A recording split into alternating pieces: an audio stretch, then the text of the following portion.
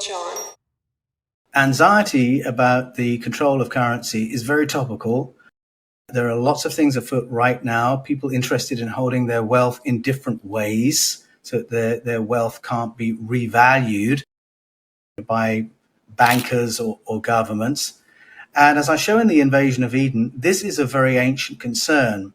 So if I go to stories that are thousands of years old, for instance, in the Hebrew canon, we have the Elohim turning up, and what do? They annex the land, they divide it among themselves, so they cancel all previous patterns of indigenous ownership. They now own it.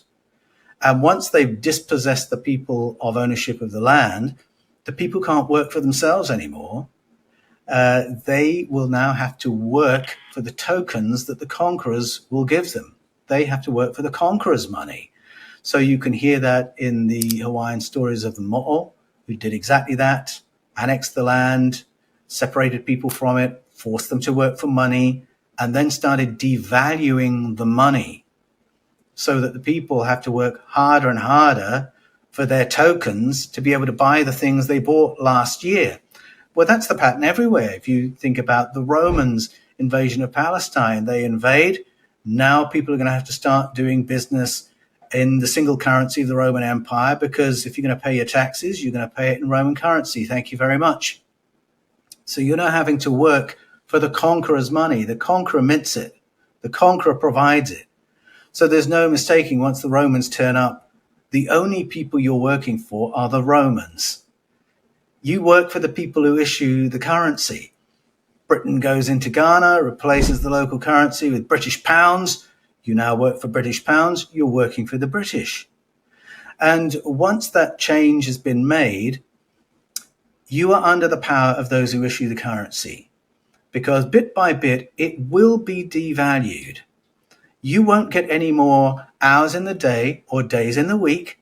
But if you still want a house, if you still want a certain standard of living, you're going to have to work harder and harder and harder to maintain it. And just to give you a shocking measure of this, between 1800 and 2023, the British pound was devalued by 99.032%. Do you really think that wage increases have kept up with that?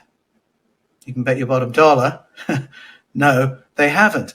And you see it when you start comparing average incomes with the average price of a house. So in 1966, for instance, in Australia, if you wanted to buy a house, if a couple could work for 2 years on the income of one person, the income of the other person could buy a house outright, because the average house price was 1.6 times the average household income based on a single income. 1.6. So after 2 years, you could buy a house for cash. Do you think you can do that after 2 years in 2024? You certainly could not. Now it's I think something like 7.6 times the average household income, which is now based on two incomes. And we've reached the point in Australia where it is really impossible for, say, a young couple, pity you if it's only you as an individual trying to get the money for a house, a young couple is never going to be able to save the money it needs for a deposit in order to buy a house, let alone get a loan and maintain a mortgage. The new generation has been locked out unless mummy and daddy have a lot of cash they've built up as baby boomers or maybe early Gen Xers.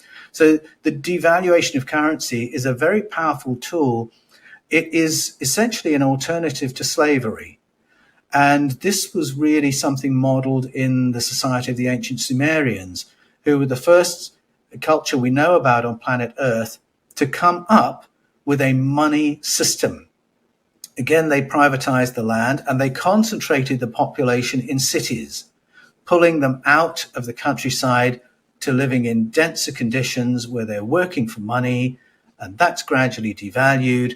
The 𝗪𝗪𝗪𝗪 taught that to the ancestors of the Sumerians, because that is how you manage a large, dense population. Now, this is a story that was told nearly 2,000 years ago by the priest Berosus, and it's a very subtle explanation of why all around the world there are Uber policies designed to move people into cities to ensure that everyone is absolutely dependent on currency. Nobody can live off their own land. Nobody could really work for themselves, because if you can make that shift, then you're controlling people through the money system. And it's just a matter of easy management. So that's a story that's 2,000 years old. And right now, people are beginning to rail against that.